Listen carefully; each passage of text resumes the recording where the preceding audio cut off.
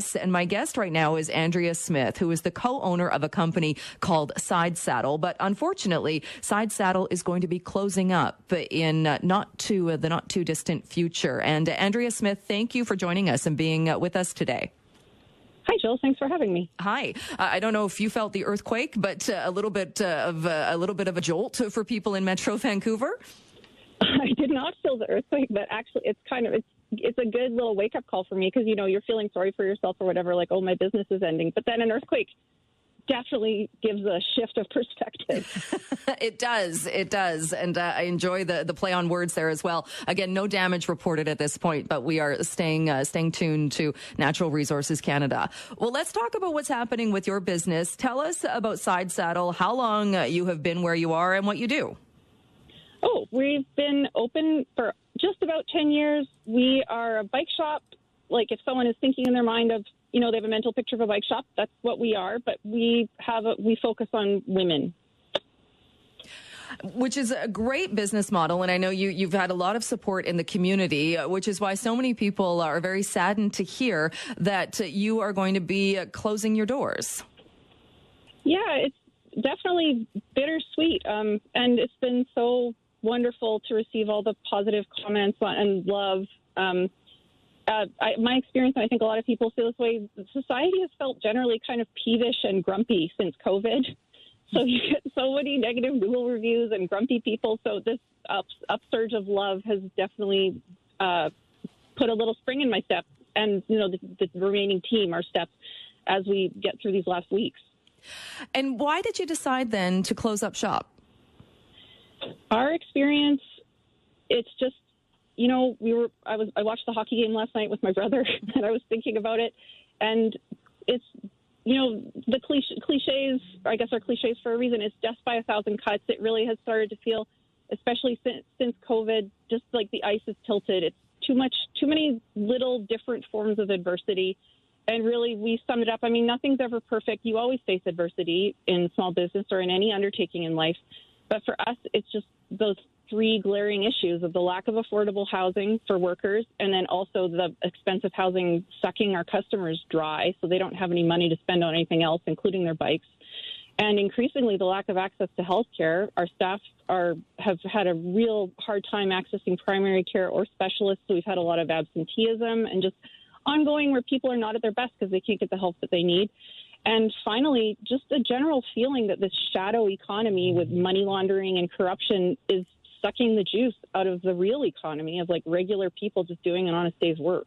And I think you touched on this. You said it in a very nice way, because oftentimes when we're talking to business owners that are packing up, that are closing, it's not that they want to, but a big part of it is crime, is ongoing property crime, and the revolving door, and having to deal with that as well. Yeah, I see a lot of people struggling with the sort of front door, like street front crime.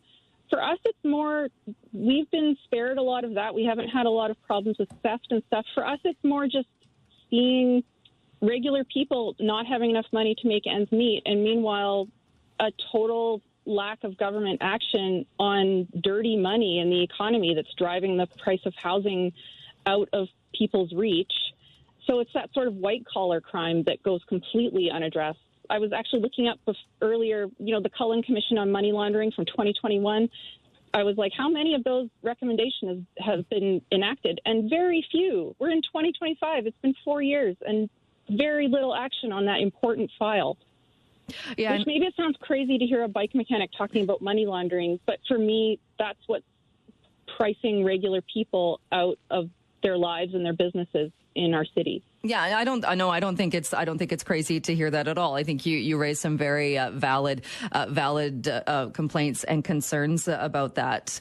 Have you thought about, so it's not even a question of, say, being able to move from East Vancouver and set up shop somewhere else, or have you thought of doing that? Well, candidly, people are being very supportive and encouraging. They're like, what are you going to do next? But I think I'm going to pull a Fiona Apple and take the summer off with my very old dog. And Rudy's been with me through this whole adventure, and we're going to take a little mini semi-retirement together. But I think for me, I feel pretty demoralized. I love Vancouver. It's my hometown. I love Canada. I'm a progressive person. I have, reservations about nationalism running wild, but I think some national pride is healthy. And I think we're in a tough spot. So I'm going to I'm looking for some government action on some of these files before I'm going to decide where I put my energy next, because I don't want to be paddling so hard upstream anymore. No, and I think that sentiment is probably shared by a lot of businesses as well. So when do the doors on Sidesaddle close? Oh, okay. Actually, our last day is going to be March 21st, which is, in fact, Rudy's 15th birthday, Rudy the shop dog, if anyone wants to come by and give him a pat. And until then, we do still have lots of stock. We have lots of bikes. The bike industry's imaginary customer, the imaginary cyclist, is a man who's 5'10", and it helps if he's 20 years old and Italian. So we stock bikes for everybody else. So if you're tall or small, we have lots of bikes in stock, and there will be deals. So people should come by in the next month and get themselves a nice bike. That's my little pitch. I love it. And like you said, cost of living is such an issue, but that is maybe just the incentive that people will need. Well, Andrea, well, once you've bought the bike, it's a great way to have a fun and cheap summer. Oh, there you go. Well, Andrea, I'm sad to see that the shop is going, but it sounds like you've got a very good attitude and some good plans ahead for you. Thank you for coming on the show and for bringing us up to date today. Oh, well, thanks for having me, and I hope the tsunami doesn't get you on the 26th floor. I hope so, too. Thank you again. That is Andrea Smith, co-owner of Sidesaddle. That is a bike shop that is closing for the number of reasons that Andrea just mentioned. She also mentioned the tsunami. I want to clarify there has not been a tsunami warning issued. However, there has been an earthquake, and we'll get you updated with the very latest on that. Then we're going to open up the phone.